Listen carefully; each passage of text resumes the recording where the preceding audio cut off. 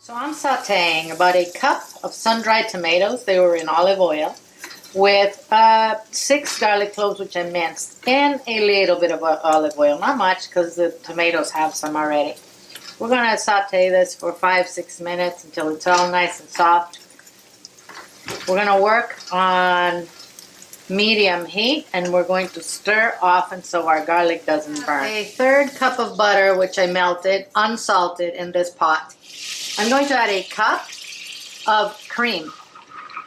We're going to let this simmer until it reduces by about 1/3.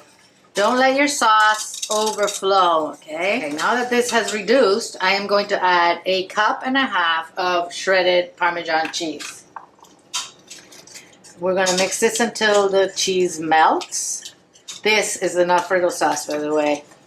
So I added our sauteed tomatoes. I'm turning off the heat. I'm going to add about a 1/4 cup of chopped basil. I'm going to add a little pepper. And I will add a little bit of red chili flakes. This is optional, obviously. Okay, now this sauce is ready for you to add any type of pasta that you want. I happen to have cooked some angel hair, so I'm going to add that to this.